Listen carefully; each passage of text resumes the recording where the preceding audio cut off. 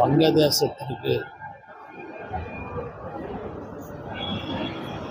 கல்வி பயில சென்ற மாணவ செல்வங்கள் அங்கு ஏற்பட்டுள்ள சாதாரண சூழ்நிலை காரணமாக ஏற்பட்டுள்ள பதற்றத்தின் காரணமாக பாதுகாப்பு கருதி மாண்புமிகு தமிழ்நாடு முதலமைச்சர் மக்கள் முதல்வர் தளபதி அவர்களுக்கு கொடுத்த தகவலின்படி மாணவ செல்வங்களை பாதுகாப்பான முறையில் அவங்களுடைய விருப்பத்தோடு அழைத்து வந்து இல்லத்தில் பெற்றோர் இல்லத்தில் ஒப்படைக்கின்ற பணி இன்றைக்கு தொடர்ந்து 4 நாட்களாக நடைபெற்று வருகிறது. அந்த கட்டத்தில் இன்றைக்கு 42 மாணவ செல்வங்கள் வந்திருக்கிறார்கள். இதை தொடர்ந்து 21ஆம் தேதி 49 மாணவர்களும், 22ஆம் தேதி 82 மாணவர்களும், 23ஆம் தேதி 35 மாணவர்களும், இன்றைக்கு 42 ஆக ஒட்டுமொத்தமாக இதுவரையிலும் 208 பேர் மாணவர்களை அழைத்து வந்திருக்கின்றோம். நம்முடைய துறை சார்பாக முதலமைச்சருடைய அறிவுறுத்தலின் பேரில் அவர்களுக்கு விமான கட்டணத்துடன் அவர்களுக்கு உணவு ஏற்பாடு செய்து அவர்கள் இல்லம் வரை பெற்றோர்களிடத்தில் ஒப்படைக்கின்ற பணியை இன்றைக்கு நம் துறை செய்து கொண்டிருக்கிறது. இதை தொடர்ந்து இப்பொழுது பதிவாகியுள்ள நிலவில் நாளை 8 பேர் வரை இருக்கிறார்கள் என்பதையும் இதன் மூலமாக தெரிவித்துக் கொள்கிறோம். நல்ல முறையில் பாதுகாப்போடு மாணவ செல்வங்கள் வந்திருக்கின்ற செய்தியும் சொன்னார்கள். எனவே மாண்புமிகு முதலமைச்சருக்கு மாணவர்கள் சார்பாக நன்றியும் தெரிவிக்கப்பட்டது.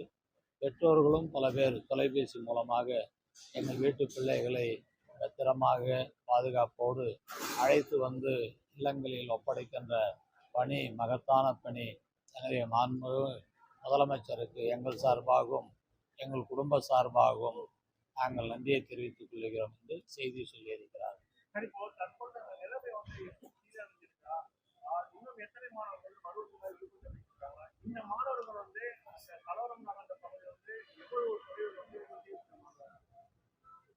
இப்போ ஏற்பட்ட சூழ்நிலையின் காரணமாக அவங்கள் அருகில் இருக்கின்ற நடக்கின்ற சம்பவத்துக்கு அருகில் இருக்கின்ற மாணவர்கள் மட்டும் அந்த பயத்தின் காரணமாக இங்கே தொடர்ந்து வருகின்ற 4 நாட்களாக வருகிற சூழ்நிலை ஏற்பட்டது. இப்பொழுது விசாரிக்கின்ற நேரத்தில் அந்த பதட்டமெல்லாம் குறைந்து சீரான முறையில் இருக்கிறதா தான் தகவல் கிடைக்கிறது. மேலும் மாணவர்கள் வர வேண்டிய சூழ்நிலை இருந்தால் அதை நாம் வரவேற்போம். எனவே நாளைக்கு 8 மாணவர்கள் நாளைக்கு வர உள்ளார்கள் என்ற செய்தி மட்டும்தான் பதிவாகியுள்ளது. மீண்டும் இங்கு வந்து கல்வியை தொடர்வதற்கான விருப்பங்கள் தெரிவிக்க அரசாங்கம் ஏதேனும் உதவி செய்ய அந்த சந்தேகத்துக்கு இப்போ இடம் இல்லை. இப்போ அங்கே இருக்கிற சூழ்நிலையை கருதி தான் அந்த மாணவர்கள் வந்திருக்கிறார்களே தவிர மீண்டும் அந்த மாணவர்களை கேட்டதற்கு தொடர்ந்து இது ஓரிரு மாதங்களில் அது சரியானவுடன் மீண்டும் சென்று அங்கே கல்வியை தொடருவோம் என்றுதான் மாணவர்கள் தெளிவாக சொல்லியிருக்கிறார்கள்.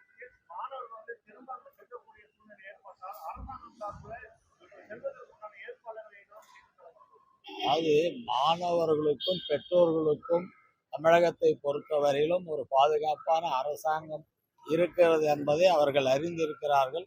மேலும் அந்த அச்சம் வரக்கூடாது என்பதற்காக தான் எந்த விதமான ஒரு சந்தேகங்கள் உருவாக்கக்கூடாது என்ற நிலை அறிந்துதான் மாண்புமிகு முதலமைச்சர் அவர்களை பாதுகாப்போடு அழைத்து வாருங்கள் என்று சொல்லியிருக்கிறார்கள். மீண்டும் சொல்லுவதற்கு மாணவர்கள் மகிழ்ச்சியாகவும் அவர்களுடைய பெற்றோர்களும் மகிழ்ச்சியாகவும் சூழ்நிலை சரியானவுடன் நாங்கள் அனுப்பி மீண்டும் படிக்க வைக்கிறோம் என்றுதான் மாணவர்களும் சொல்லியிருக்கிறார்கள். வணக்கம்.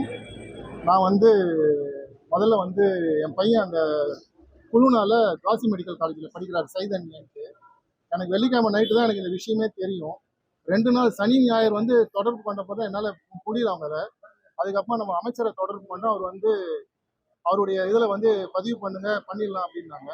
அப்புறமா மாண்புமிகு தமிழக முதலமைச்சருடைய சகோதரர் எங்களுக்கு ரொம்ப ஹெல்ப் பண்ணார், மு.க. தமிழரசு. அவர் மூலியமா திங்கட்கிழமை மத்தியானம் காலேஜில் கூப்பிட்டு இந்திய மாணவர்கள் 200 பேருக்கு கிட்டத்தட்ட இந்தியாவுக்கு கொண்டு வரதுக்கு ஏற்பாடு பண்ணிட்டாங்க நம்ம தமிழக அரசு தான். அதுக்கப்புறமா வந்து அவங்க வந்து பார்டர் கிராஸ் பண்றாங்க வந்துருவாங்க அப்படின்னு சொல்லிட்டு நம்ம இங்க அயலக பிரிவுலேருந்து எனக்கு வந்து அசோக் குமார்ன்றவர் வந்து ஃபோன் பண்ணி பாஸ்போர்ட்லாம் அனுப்ப சொன்னாங்க. அதுக்கு ஐயா வந்து முழு முயற்சி எடுத்தாங்க. இந்த நேரத்தில் வந்து தமிழக முதலமைச்சர் மு.க. தமிழரசு ஐயா, அப்புறமா அமைச்சர், போலீஸ், காவல்துறையினர் எல்லாருக்கும் நான் நன்றியை தெரிவிச்சுக்கிறேன். அவங்க காலேஜுக்கு பக்கத்துலேயே ஒரு 10 அசால்ட் நடந்துருக்குறாங்க. நியர்லி ஒரு 10 to 15 மீட்டர்ஸில் 10 பேர் இறந்துருக்குறாங்க. இவங்களை தொடர்பு கொள்ள 3 நாள் சாப்பிடாம இருந்திருக்கிறாங்க. அதனால தான் நான் பண்ண உடனே ரொம்ப துரிதமாக இந்தியா ஃபுல்லாக இருக்கிற அத்தனை பேர் அவங்க காலேஜ்லேருந்து நேற்று 4 பஸ்ஸில் கிளம்பி இங்கே வந்துட்டு இருக்காங்க. இவங்களுடைய அக்காமடேஷனில் ஃபுட்டில் எல்லாமே இங்கே வச்சிருக்கிறாங்க.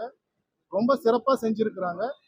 எந்த வித குறையுமே இல்லை. தமிழக அரசை பொறுத்த வரைக்கும் எந்த வித குறையும் இல்லாமல் எங்கள் பசங்களை பாதுகாப்பாக ரொம்ப அருமையாக எடுத்துன்னு வந்து எங்ககிட்ட ஒப்படைச்சிருக்கிறாங்க. இன்னும் எல்லா இடத்துக்கும் போகிறதுக்கும் வெஹிக்கல் ரெடி பண்ணியிருக்கேன்னு சொல்லி அனௌன்ஸ் பண்ணியிருக்கிறாங்க. அதனால் இந்த நேரத்தில் சிறந்தாழ்ந்த நன்றியை தெரிவித்துக் கொள்கிறேன். தமிழகம் இல்லாம இந்தியாவில் வந்து அதிக அளவுல நல்ல கல்லூரிகள்லாம் இருக்கு. இங்க விட்டுட்டு ஏன் பங்களாதேஷ் இல்லை, எங்களுக்கு ஃபைனான்ஷியலாக வந்து பார்த்தீங்கன்னா இங்கே வந்து அந்த அளவுக்கு எக்கனாமிக்கலாக எங்களுக்கு வந்து இல்லை. அங்கே கொஞ்சம் கம்மியாக இருக்கிறதுனால அங்கே அனுப்பிச்சு படிக்க வைக்கிறாங்க. அது இப்போ இதில் நாங்கள் இது பண்ண முடியாது, வேண்டாம். எங்களுக்கு எக்கனாமிக்கு இங்கே என்னால் பண்ண முடியல, அங்கே எங்களுக்கு இதுவாக இருந்தது. அதனால தான் அங்கே இது பண்ணுறோம். நாங்கள் சௌமியன், செங்கல்பட்டு மாவட்டம், செங்கல்பட்டு. நன்றி. என் பேர் கோகுலநாதன். மாவட்டம் வந்து தேனி டிஸ்ட்ரிக்ட்டு. நான் வந்து கம்யூனிட்டி பேஸ்ட் மெடிக்கல் காலேஜ் பங்களாதேஷில் படிக்கிறோம். அங்கே கொஞ்சம் ப்ராப்ளம் ரொம்ப அதிகமாக இருந்துச்சு. தமிழ்நாடு கவர்மெண்ட்டை டைரெக்டாக காண்டாக்ட் பண்ணோம். ஹெல்ப்லைன் நம்பருக்கு அசோக் குமார் சாரும் லலிதா மேம்க்கு ரொம்ப தேங்க்ஸ். அடுத்து மினிஸ்ட்ரி கீழே இருக்க எல்லாத்துக்கும் தேங்க்ஸ். அடுத்து காலேஜ்லேருந்து அந்த பார்டருக்கு, அகர்தலா பார்டருக்கு வந்து ஆம்புலன்ஸில் அரேஞ்ச் பண்ணி ஆம்புலன்ஸில் நாங்கள் வந்தோம் 33 பேர். ப்ளஸ் அங்கேருந்து பார்த்தீங்கன்னா திரிபுரா கவர்மெண்ட் தமிழ்நாடு சொல்லி ஹெல்ப் மூலிமா ஸ்டே, ஃபுட்டு எல்லாமே அவங்களே அசம்பிள் எல்லாமே பண்ணிட்டாங்க. கெஸ்ட் ஹவுஸில் தான் தங்க வச்சாங்க. சேஃபாக ரீச் ஆகிட்டோம். அங்கேருந்து Kolkata to Chennai flight plus food எல்லாமே அவங்களே அரேஞ்ச் பண்ணிட்டாங்க. இது ஃபினான்ஷியலாகவும் ரொம்ப சப்போர்ட்டாக இருந்துச்சு. Thank you to the minister. நீங்க இருந்த இடத்துல எந்த மாதிரியான பாதிப்பு இருந்தது? அங்க கலவரம் எப்படி நடந்துச்சு? நாங்கள் இருந்த இடத்துலேருந்து ஒரு 2 to 3 கிலோமீட்டர்ஸ் தள்ளி கொஞ்சம் கன்சாட்டு, கொஞ்சம் கிரிட்டிக்கலான சுச்சுவேஷன் தான் இருந்துச்சு. நெட்டு எதுவுமே இல்லை. அதனால் எங்களுக்கு அவ்வளோ பெரிய நியூஸ் எதுவும் தெரியலை. இந்த கலவரம் ஆரம்பிக்கப்பட்டது வந்து நீங்க வந்து அரசு அதிகாரிகளை வந்து, அதாவது எம்பசியை வந்து தொடர்பு கொள்ள முயற்சி பண்ணீங்களா? எம்பசி வந்து உங்களுக்கு என்ன மாதிரியான உதவிகள் செஞ்சாங்க? எம்எஸ்சியில் டைரெக்டாக நாங்கள் காண்டாக்ட் பண்ணோம். பட் அவ்வளோவா எங்களுக்கு அந்த ஏரியா வந்து கொஞ்சம் அவுட்டர்னால அவ்வளோ அவங்க ரெஸ்பான்ஸ் கொஞ்சம் இதாக இல்லாத மாதிரி இருந்துச்சு. தமிழ்நாடு கவர்மெண்ட் ஹெல்ப்லைனுக்கு தான் கால் பண்ணோம். லலிதா மேம் தான் அவங்க டீம் தான் அட்டன் பண்ணாங்க. அசோக் குமார் லலிதா மேம் டீம் தான் அட்டன் பண்ணாங்க. அப்புறம் இந்த எல்லாமே ஸ்டார்டிங்லேருந்து ஹெல்ப் பண்ணி பேரண்ட்ஸ் எல்லாருமே காண்டாக்ட் பண்ணி இப்போ நாங்கள் தமிழ்நாடு சப்போர்ட்டில் தான் சார் வந்திருக்கோம். உதவி கேட்டு எவ்வளவு நேரத்துல வந்து தமிழக அரசு வந்து ரீச் பண்ணி உங்களுக்கு உண்டான தேவைகள்? நாங்கள் கால் பண்ண அடுத்த செகண்ட் அவங்க என்ன சொன்னாங்கன்னா, பார்டர் வந்துட்டு சொல்லுங்கள், ஃப்ளைட் உடனே அரேஞ்ச் பண்ணுறேன்னாங்க. நாங்கள் நேற்று பார்டர் ரீச் ஆனோம். ரீச் ஆனதில் 1 டே அங்கே ஸ்டே பண்ண வச்சு எல்லாமே பண்ணிவிட்டு இன்றைக்கி நாங்கள் உடனே வந்துட்டோம். நீங்க பார்டரை கடக்கும் போது அரசு சார்பில் என்ன மாதிரியான பாதுகாப்பு அளிக்கப்பட்டது? தமிழக அரசு வந்து அது வந்து அளிக்கப்பட்ட பாதுகாப்பு அங்கே நாங்கள் போய் ரீச் ஆன அடுத்த செகண்ட்லேருந்து அந்த டீம் வந்து காண்டாக்ட் பண்ணிட்டாங்க. அங்கேருந்து அங்கே போய் ரீச் பண்ணுறதுலேருந்து இங்கே கூட்டம் வந்து முடிக்க ஃபுல் சப்போர்ட் அவங்க தான் சார் பண்ணாங்க. ஃபினான்ஷியலாகவும் சரி, எல்லா விதமாகவும் சரி. என் பேர் திவ்யபிரியா. நான் கடலூர் மாவட்டம் விருதாச்சலம்லேருந்து வந்திருக்கேன். நான் பங்களாதேஷில் மைமன் சிங்குன்ற டிஸ்ட்ரிக்டில் சிபிஎம்சிபின்ற காலேஜ்லேருந்து 4th இயர் படிக்கிறேன். நீங்க படிக்கக்கூடிய கல்லூரிக்கும் அந்த கலவரம் நடக்கிற இடத்துக்கும் எவ்வளவு தொலைவில் இருந்தது? கலவரம் ஆரம்பிச்சோன்னா அந்த சூழ்நிலை எப்படி இருந்தது? நீங்க குடும்பத்தை ஓர்க்க முயற்சி பண்ணீங்களா? நேரத்தில் என்ன மாதிரி இருக்கும்? எங்கள் காலேஜ்லேருந்து ஒரு 2-3 கிலோமீட்டர்ஸ் கிட்ட தான் இது எல்லாமே நடந்துச்சு. இந்த கலவரம் எல்லாம் ஆரம்பித்த உடனே எங்கள் காலேஜில் லாக்டவுன் போட்டுட்டாங்க. யாரையும் வெளியில் அலோவ் பண்ணல. ஸோ அதனால் வெளியில் என்ன நடந்ததுன்னு எங்களுக்கு தெளிவாக தெரியலை. ஆனால் ஏதோ பெருசாக நடந்திருக்குன்னு மட்டும் தெரியும். எங்களுக்கு இன்டர்நெட் ஃபுல்லாக கட் பண்ணிட்டாங்க. அதனால எங்கள் வீட்டில் தொடர்பு கொள்வது கொஞ்சம் கஷ்டமாக இருந்துச்சு.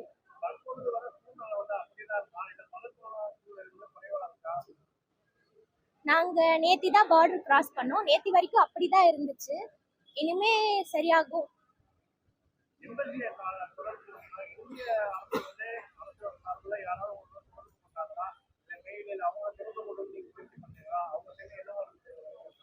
எங்களுக்கு இன்டர்நெட் எதுவுமே ப்ரொவைட் பண்ண எல்லாமே கட் பண்ணதுக்கப்புறம் நாங்கள் எம்பசியை ட்ரை பண்ணோம். அங்கேருந்து ரெஸ்பான்ஸ் கிடச்சிது எங்களுக்கு. பட் ஆனால் தமிழ்நாடு கவர்மெண்ட்டை நாங்கள் ட்ரை பண்ணையில் அதோட ரெஸ்பான்ஸ் ரொம்ப அதிகமாக இருந்ததுனால நாங்கள் சீக்கிரம் வந்துட்டோம். ஒரு 3 பேர் பத்திரிகையாளர் அதெல்லாம் வந்து தமிழக அரசு பதிவு தமிழக அரசு செய்தி கொடுக்கும்போது மற்ற மாநில மாணவர்கள் வந்து அவங்க மாநில மாதிரி நாங்கள் பார்டர் கிராஸ் பண்ணதுலேருந்து எங்களை நல்லாவே கவனிச்சுக்கிட்டாங்க. எங்களுக்கு கொடுத்த ரெஸ்பான்ஸ் எல்லாமே ரொம்ப நல்லா இருந்துச்சு. ஃபுட் ப்ரொவைட் பண்ணாங்க.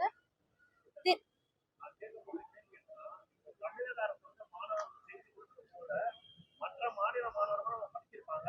அவங்களுக்கு இந்த மாதிரி சலுகைகள் வந்து அந்தந்த மாநில அரசு வந்து செய்தி கொடுக்கணும். இல்லை தமிழ்நாடு கவர்மெண்ட் மட்டும்தான் இது செஞ்சுச்சு. நாங்கள் எல்லாமே தமிழ் ஸ்டூடெண்ட்ஸ் மட்டும்தான் இருந்தோம்.